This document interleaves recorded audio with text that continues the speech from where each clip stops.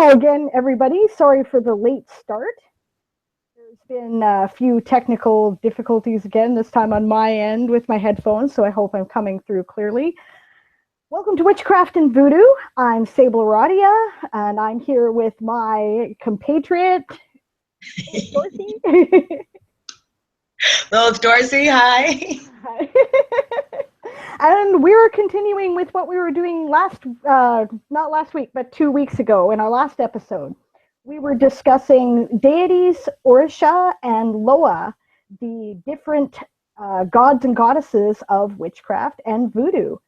And I guess I'll just ask Lilith here if she would mind reiterating some of the stuff that she'd said, at least a basic overview, because I understand that for some people, a lot of what she said did not come through. So take it away. Okay, so basically I practice 3 different traditions. Primarily I practice New Orleans style voodoo. That's what my house is. But I'm also initiated in La Regla Lukumi and also in Haitian voodoo. Very basic initiations, but they all pretty much have the same structure. First of all, we don't call them deities. So I know a lot of people get offended by that because in a lot of them, especially in Haitian tradition and also in certain Lukumi, which is more properly known as Santeria, there really is one God, and people think of it as like a sort of over force. It's more, you know, some people view it as androgynous, some people view it as masculine. It varies from temple to temple, house to house, whom for to whom for, ile to ile. So everybody has their own take, and that's, you know, correct for them and for what they're doing. But basically, that said, you know, we like to say there could be 101 Orisha or 401 Orisha, and that basically means that there's as many as you can think of, and then you add one more, because we really want to iterate that it's every possible level of energy that we can think of, and then add one more energy to that, because, you know, Loa and Orisha are being created all the time. If somebody lives a good life, if somebody's honored after their death, then we leave them offerings. We make a veve for them. For those who don't know what a veve is, you know, my priest used to do this. He would illustrate with his tattoos, and I would think, oh, that's so cool. That way you don't have to bring handouts. So that's the veve for Dambala and Ayudawedo. So, you know, after someone dies, you would create a veve. I was just talking to my godson. You know, this weekend we went to the Prince tribute with Spike Lee. So it was really beautiful. And I was thinking, Prince has his own veve already. We don't have to do anything. Prince had his own symbol. It's beautiful. So yeah, he made his own, didn't he? Like, you know, he was using that symbol in his life. So yeah. Yeah, sort of in place of his energy, and that's what the veves are. They're sort of representative of that energy, those energy of the people who have passed, you know, especially when we're talking about Orisha. You know, we can trace them back. You know, people talk about Shango going back to 4th century BCE in the record books. So we're talking about something that predates Christ by a long time. So that said, you know, there's a lot of these things, but then we've got new ones created all the time. When you look in Brazil, they've got a divinity or, you know, energy called Pombagira, and Pombagira has a lot of forms, and one of them is Maria Padilla, who was a famous person who lived, and now her name is attached to Pombagira's name, and the name is on the statues, and people continue to honor that, you know, through the statues, through food offerings and drink offerings and songs and prayers and things like that. So that, I think, is the hardest thing to get across, that we really have as many as you can imagine. It's not like, oh, I can get the book of the 10, or, you know, yes, there's ones that are more popular, like the 7 African powers, but in general, you know, there's a whole host of them, and they all have their own specific likes. And if that's who you're working with, who you, through readings and guidance from your godparents who you're going to be working with, then you learn more about that, you know. But like I said, they're all different. I remember I had a friend once, we both had Yemaya Elikes. Yemaya is the deity for the ocean, and I know a lot of pagans come to Yemaya sort of as a point of understanding, because she's a mother goddess and she's very welcoming. And this woman had this Yemaya necklace with little fishies on it, which makes sense, it's from the ocean, and mine has something very different, something not cute like little fishies on it. Let's just leave it at that. Something, you know, darker beads for darker purposes. So that's because my path of Yemaya that comes with my house is very different than the one that came with her house. So we get different things, different attributes, different energies. So that basically, I think, is what people missed last week in the beginning of what I said. Great. I'm getting feedback there. I remember reading in some of my early research that most of the Loa or Orisha have different aspects that the like the Frida aspect tends to be very, you know, more of a, I don't know, what we would consider lighter stuff, right? They tend to be the more quote positive aspects of that particular energy, right? And then on the other hand, where you might have the, I think it's the Dantor element that's like more, you know, the destructive part potentially, right? Or someone you might call on if you were looking for protection or justice, perhaps in a more direct kind of way. Have I got that right? Like, in part, I think. I mean, there really, like I said, there really isn't any commonalities. I know some houses do Dantor for women that have been abused. So therefore, that would make sense that the attributes that you're talking about go along with that. Other people do have Dantor being in that. There's a lot of mythology about, she's usually pictured as the Black Madonna, so with the scars on her face. So there's a lot of, you know, mythology about those scars are representative of scars that she got, you know, at the hands of, you know, somebody who was very bad to her and things like that. So that makes sense about the whole abuse thing. And then Frida is always seen as crying, you know, so Frida's a much, you know, the tears of Frida come because she wants people to be better. I'm not saying she doesn't get angry. Frida can get angry, but her response to it is less, I don't even know what to call it, but less fierce, I guess, in that way. And it's more, you know, she internalizes a lot of it. There's a lot of, you know, tears in that. And I'm sure that there's going to be people listening to this that's like, no, we do Frida as this. And like I said, every person's thing is individual and valid for their own house, and that's what they do. But yes, as a general rule, what you're saying, those attributes do somewhat follow, you know, how people think of as Frida or you know, Razuli Dantor. But then again, there's 100 different Razulis. There's Razuli Tarot that's like a bull, and when somebody gets possessed, she gets on top of them and mounts them like she's, you know, climbing them like two cows having sex. Right. Well, that sounds like fun, depending, you know. Yeah. I suppose if you don't know what you're expecting, it's a little odd, but, you know. Yeah, right? Depending on what you're expecting, you know. So that's why these things are very specific, and they all have their own specific things. They all have their own specific relationships and everything like that. That's really why I think it's always best for people to do what they can to find out about things and do it with the guidance of somebody who's, you know, come in contact with the energy before. I'm getting attacked by my candle here. Hold on. Okay. I've so been there. I don't know if you could hear it, but there's this fly buzzing around in here, and it's very annoying. Yeah, it's something that I'm not careful enough about saying all the time, but I believe that in any polytheistic tradition at all, right, there are thousands of different ways to interpret it.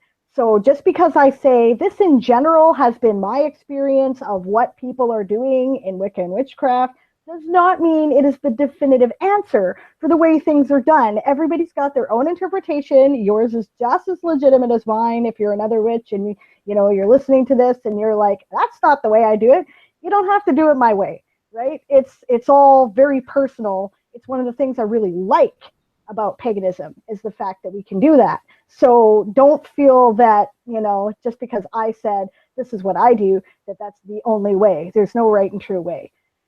So yeah, what was I going to ask there? I was going to ask something about. Oh no, right. Okay, you were talking about veves, right? Have I pronounced this right? Okay. Yeah. See, now I love the idea of veves, and this is something that we sort of did at one time in sort of the Western occult tradition, which bled into Wicca, but seems to have fallen out of fashion recently. And we would do things with what we would call sigil magic, right? And, you Right. know, sigils being symbols, and we would design them. There would be some for specific energies we would work with, or we would come up with our own, right? Often we would use one as a personal symbol and put it on our magical tools and stuff like that. And that's exactly what it was supposed to be. It's something that represents kind of like, here's a symbol that focuses that energy. So we don't have to write a paragraph describing what it is, right? We do our little symbol, and there you go. It's got all that in it, and that's our shorthand, and that's all we need. But we haven't been doing it lately. I think it's interesting that Thorn Coyle just came out with a book about sigil magic, and I find myself wondering if we're about to see a resurgence, and I think that would be cool. I think there's been a little bit of it. I definitely have seen other, you know, a lot of ceremonialists bringing it back and bringing it more into favor and popularizing it, you know. So I think it'll be coming back. Plus, I think we're all such narcissistic people that we all want to just like. That's probably not it's like, I grew up with graffiti and that culture, and I think people just love tagging their symbol everywhere, and that thought of that kind of a thing could definitely catch on with the kids, you know. Oh, you're not wrong, I suppose, eh? Yeah. Yeah, we are kind of like that. Yeah. Right? Crazy. I don't know. There was something I wanted to talk about last time that I never got around to doing, and you know, of course, 2 weeks later, I should have written it down. I didn't write it down. I don't remember. Well, I have a question for you. You know, I know a lot of, and I don't know if just this is because there's crossover with hoodoo, but I do know a lot of Wiccans will use sigils with candle magic and things like that. Like, Yeah. I guess just as an anthropologist, where are these things coming from? I'm just curious. Like everywhere? Is that the story? Like, is there a big, because for us, I'll say this, like there's a lot of veves out there, and the thing about veves is you can add your own personal things to them. I remember we were doing a ceremony, me and Uchu from the Dragon Ritual Drummers were doing a ceremony, and we had laid the veve on the ground, and then the lattice work came through, like the light shining through it, it was in the afternoon, came down and made like a masthead sail on top of, it was an agwe veve, which is, you know, has to do with safe passage in the ocean and things like that. So it was like, it made a sail for our boat, literally, like just from the shadows. So like we quickly went over and put the cornmeal on top of it and finished it out. But for us, the standard is really Milo Rigaud's book, and what he did during the, you know, 30s and I believe the 40s is he sent all his students out into the field in Haiti, and he had them record every veve they could find for Ogun, every veve they could find for Maman Brigitte, every veve. So basically he cataloged, you know, hundreds of these things and then put them all into the same text. Okay, I understand what you're saying now. Okay, yes. Most of it comes from the Western occult orders, groups like the Rosicrucians and the Order of the Golden Dawn, right? And a lot of it is based in what are essentially substitution ciphers, right? If you're designing a sigil, right, you will often like create a square, right, with numbers in it or specific letters, right? And then you will sort of draw out, you'll start at one point and then you'll draw to the next letter that you need, and then up to the next letter that you need from there, and so on like that. And there's one that you use with the rose cross. I'll find a link and I'll put it in the video description so people can have a look. But it's basically this stylized rose format, and there's a bunch of little petals, right, that run around the rose. And then each one of them represents a different letter. And that one, if you're doing it, like the Rosicrucians were Kabbalists, so it's Hebrew letters. You have to kind of translate them to the English letters if you're going to do it that way. And then you draw different lines from those points to create those. And so, yeah, that's primarily where that stuff comes from. We also use a lot of symbolic alphabets.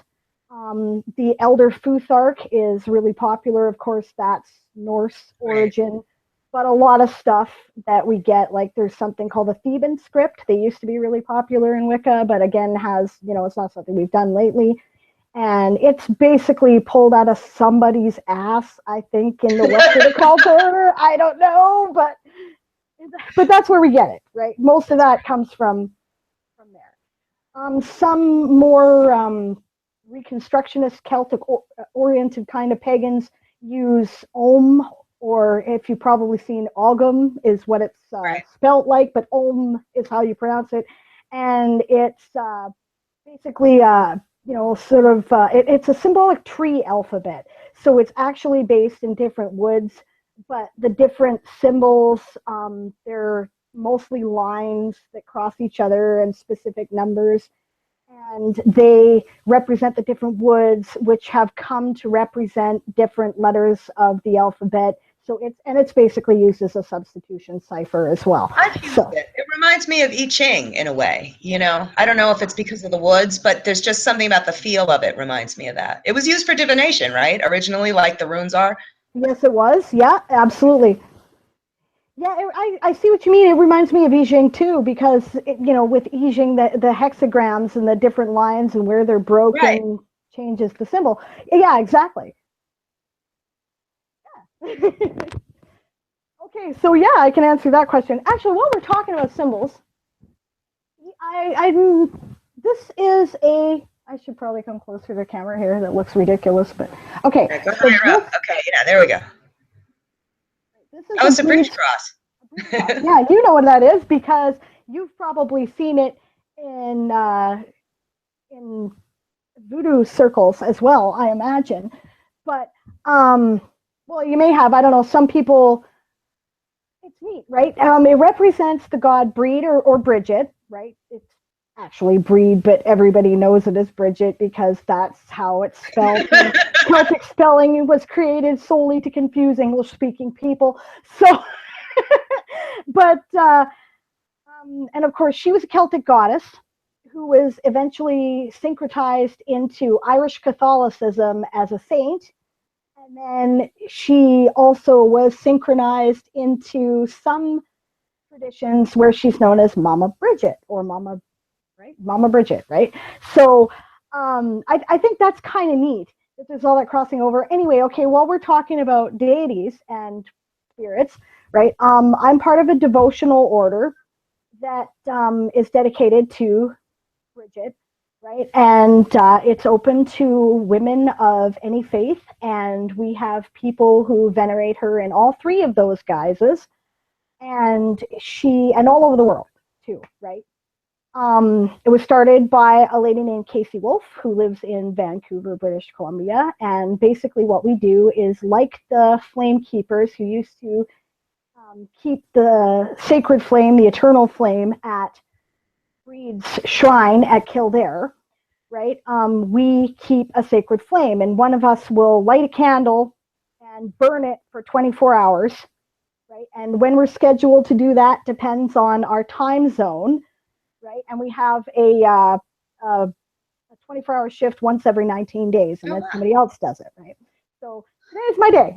So I wear this when I'm doing that, and only when I'm doing that. And this really lovely little necklace was made for me by Sebastian Locuson, also known as Nonorial Locuson, and I bought it on his Etsy shop. So, just putting it out there. I thought I should give him a shout out since I really love it and I use it for that reason. So, and I don't wear it at any other time, like I was saying. So I put it on my little Breed altar, which lives above my stove. So in the hearth, right? She's a hearth goddess. Oh, nice. So I thought that was something that might be fun to share. It's my personal practice. It's not, like if you're new to Wicca or witchcraft, it's not necessarily something that every witch will do, but it's something that I do. That's great. That's good. I have a special affinity for Breed. I totally do. I'm trying to figure out how to show you my other tattoo. Let's see if this is possible here. Okay, cool. Right. I have a Mama Brigitte tattoo with breech crosses in it. That is so awesome. I cannot believe it. That is cool. I did not know this. This is great. Wait a minute. Can you see my leg? No, higher up. Oh, almost. No. I'm like, ooh. I'm checking out your legs, Lilith. Cool, I see. All right, there's my leg. Brilliant. So Wow, yeah, that's so cool. I definitely have a breach thing. Definitely. Yeah. Well, I hey, do. that's neat. There's another. That's one of the reasons why I felt such a connection to you right away. Right? That's cool. Yeah, definitely. Definitely. Although I do want to say again, I have had a lot of people get angry about, saying Maman Brigitte and Briege, the connection was just in the past 200 years. But, part of me wants to say that, okay, even if I admit that, which I'm not sure, I think it probably goes back even earlier, but even if I do admit that, that's still 200 years. Like, that's a lot of time, Yeah, it's one of my personal bugaboos, actually. People, okay, since the, ancient 30,000 year matriarchy belief about the origins of Wicca have generally been, mostly discounted, right? They've mostly been disproven. Right. People have had this attitude like, oh, well, it's not, really an old religion or whatever, but, a couple hundred years is a long time, So modern Wicca, as we know it, only started in like the 30s, but the stuff that makes up modern Wicca is much older, and it's, a lot of it is provably at least 1,000 years old. Some of it is, a few hundred years old because it comes from a lot of the Renaissance occult stuff that was being done. And so, why are people upset? Like, why is that a bad thing? And why is it a bad thing if things change anyway? What's wrong with modern gods? You know? Actually, there's something. Well, yeah. It is something, because I think we were talking about that before. I mean, for us, there's definitely an element of creation of Loa and Orisha. So by virtue of that there are going to be people that are new. Not all of them are going to be as old as Shango, going back, whatever, over 2,000 years. But we are going to have some that are going to be born in a new way. And, for us, Mama Brigitte is an ancestor spirit. And I think that's what really cinches it, because we revere her as the oldest woman in the cemetery. So that means every cemetery has its own Mama Brigitte there. So it's like, and people always ask me things about, oh, well, what if that person didn't practice? It doesn't matter to us whether they practice voodoo or not. It's just the oldest woman in that cemetery is the representation. I can't say the living representation because she's dead, but the dead representation of Mama Brigitte, and is honored there. So everybody can go to their own cemetery and, leave the offerings for Mama Brigitte there. So in that way, she's always localized, which I think is more of an ancient thing, because we're talking about this primal feminine going into the ground in that, hallowed land. That's beautiful. I love that. I absolutely love that. That's cool. I don't know why people. Yeah, that's a good question. What if they didn't practice voodoo? Yeah, so what? Like, I mean, like, are like, if they minded, right? I'm sure we'd know, right? People who work with spirits get a sense of what spirits want and don't want. I think that they would tell you. I think you would know, and I don't know. In my opinion, based on the experiences that I've had, and nobody has to agree with me or believe in what I have to say or anything else, but in the work that I have done with people on the other side, generally they're just happy somebody's talking to them. They don't really care. So yeah, I mean, I think you should, like, to some degree, you got to try to respect their beliefs. Like, I do this thing. Actually, that's cool. It goes right into the same topic. When in Canada we have a holiday we call Remembrance Day, right? Which I think you guys celebrate as Veterans Day there in the States, November 11th. Yeah. And so it's not dissimilar, right? But in Canada, it's of course to honor the dead, particularly the World Wars, but also the other war dead that we've had since then, right? And it has a bit of a patriotic element here in Canada because we really didn't think of ourselves as Canadians until after World War One and our experiences there at Vimy Ridge and Passchendaele, right? So for Canadians, it's very important. I once got into really a big internet controversy because I basically kind of said, I don't know, it's not really a bank holiday here. Like you guys have like, Memorial Day sheet sales. And if anybody tried that shit around Remembrance Day here in Canada, their business would be boycotted for a year. Nobody will put up with that. Right. And people were like, oh, well, how dare you say that it's more important to you? Well, it's more solemn for us, I think, in that particular way. But well, yeah. So, okay, but at any rate, for the past, I don't know, about 10, 12 years or so, the local Remembrance Day ceremony has moved from the city cenotaph, and just about every city has, a cenotaph here. I don't know if that's true in the U.S. or not. I haven't done enough traveling there to know. But it's moved from there to our local arena because it's just too big for the little cenotaph. But some of us feel that that's where we should go. We don't feel any connection to this big parade that they put on. We're more interested in going to where the dead are honored and honoring them there. Right.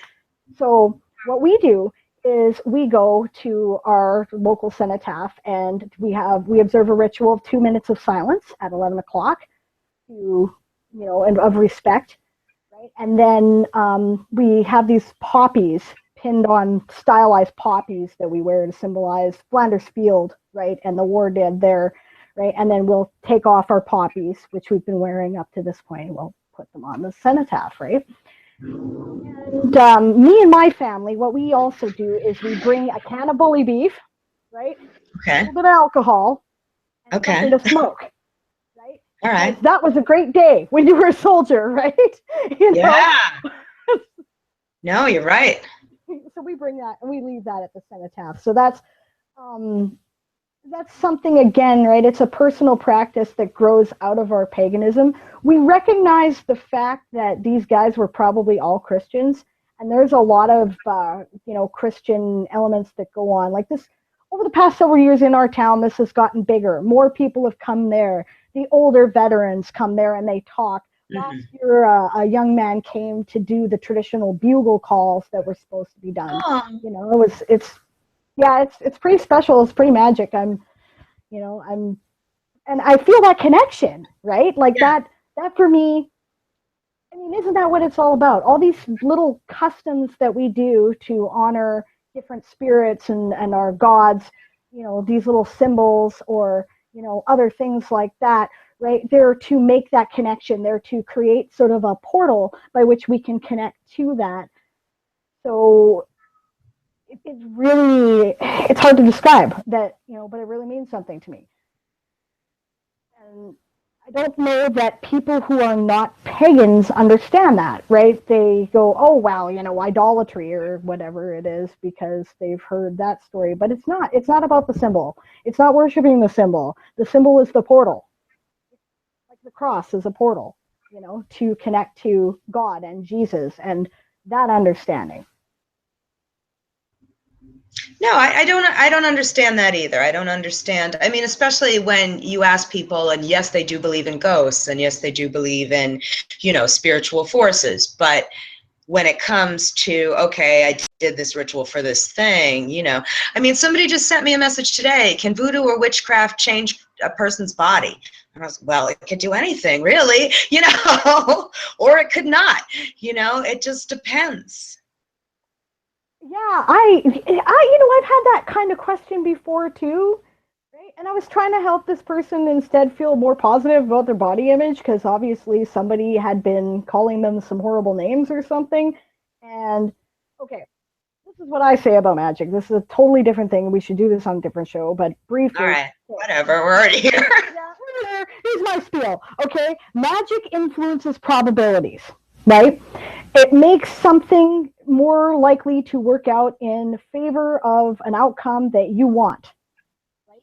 Now, this may not be what's in your best interest necessarily, so you should really examine your motivations and do some divination to determine whether or not this is a good idea before you should really invest in magic. But you can do that, right? Yes, you can make it more likely that you will get that job that you want. Yes, you can make it more likely that you will be able to take off weight if you're unhappy with your body size.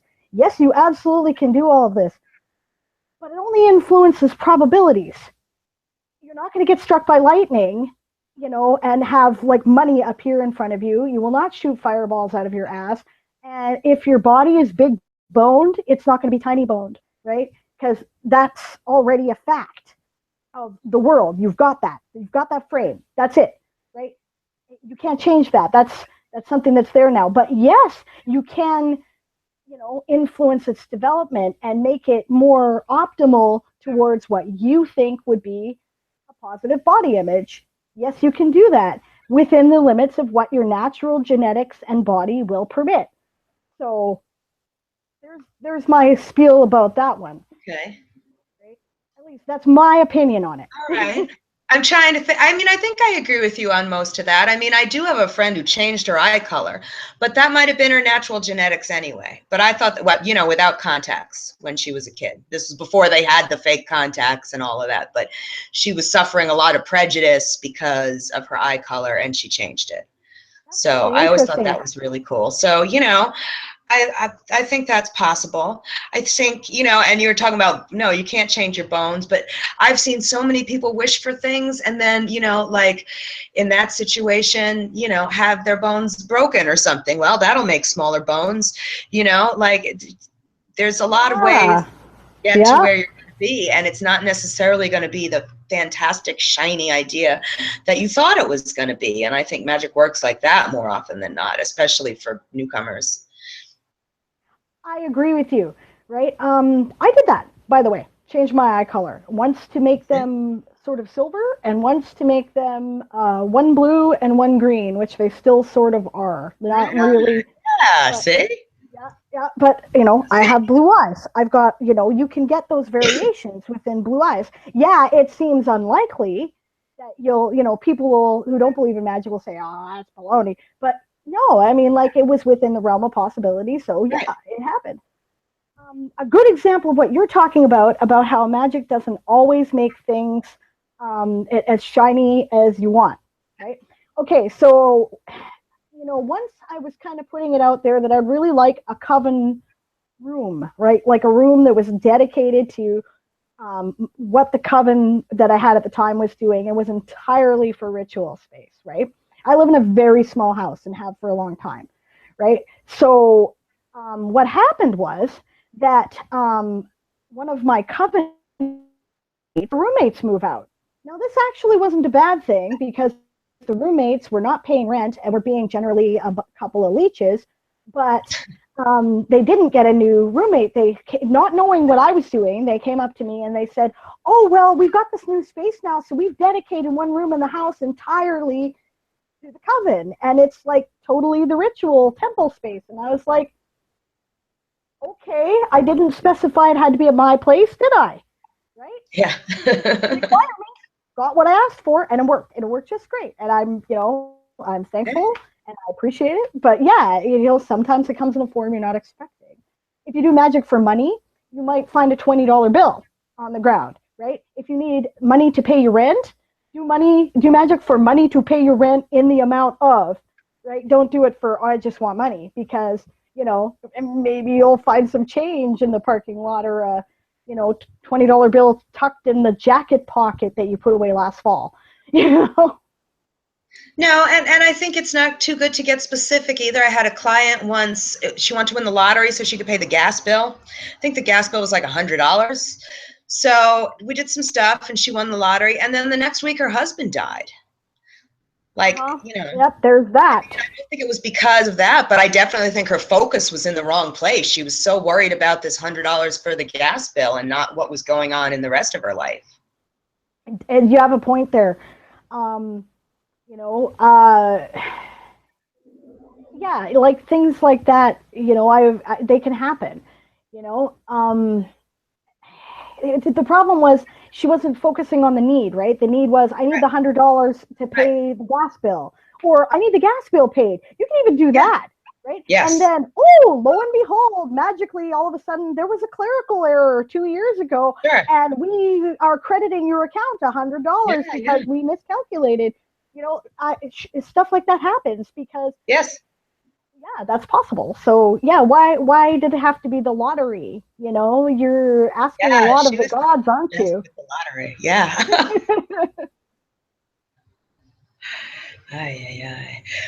All right, so I have an idea for the next show. I think we should do divination. That's Did cool. we do that yet? Yeah, we haven't done that. That's awesome. Okay. I would totally be into that. All right. That's cool. Okay. Yeah. All right. Were we getting close to finishing this one, did you think? I mean, we went totally off topic here with the magic, didn't we? But I know. Well, yeah, whatever. Yeah. I think I covered, though, what she missed last time. I mean, well, and this sort of goes into what we were just talking about, because I think that it's one thing, you know, we're talking about deities and Loa and Orisha, and in my traditions, it's one thing to say, okay, I'm going to leave out some oranges for Oshun. It's another thing to say, I'm going to leave out some oranges so Oshun will get me a husband and $100 and a gold earrings, and like, you know, we cultivate relationships with deities, and it's within the structure of our tradition. So like I said, you know, if someone's feeling a kinship and they want to leave some oranges, that's beautiful. But when it becomes, I know one person who shall remain nameless, but who decided she was going to buy a coral necklace and throw it into the river, and then she was going to get what she wanted. And I was like, who told you to do that? You know, like, right. That's not how it works. You know, we have a strict system of divination and things like that, and you consult people who are distanced from the problem, you know, in order to mediate between you and the divinities, Loa, Orisha, you know, when you're beginning and you're starting out. The deities, and I imagine the Orisha and the Loa as well, right? They're, you know, they got personalities, right? And whatever you think about those personalities, you know, like I touched on that last time, whether or not you believe they're archetypes and symbols of the human consciousness that you've personified, or whether you believe that they are individual beings with agency. And, you know, whether that changes from week to week, which, you know, sometimes I lean more one way than the other, but you experience them as if they're individual beings with agency, regardless of what you believe they actually are. So you have to treat them that way. And as a result, they're people, and people have their own motivations and their own feelings and their own goals and their own ideas and their own personalities, and they may not necessarily align with yours. In witchcraft, we tend to develop relationships with individual deities that share things in common with us or have lessons to teach us, right? And yeah, you kind of have to have a relationship. You know, you do things for them because you love them and you want to show them that you appreciate them.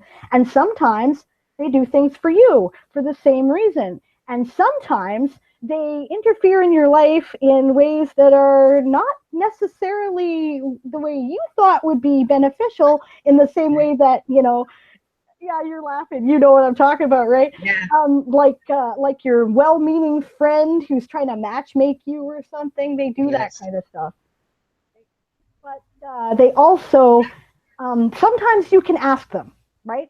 Sometimes when you need help, you can ask them for a favor because they're friends, right? They're people. You've developed a relationship with them. Like people, you shouldn't do it too often.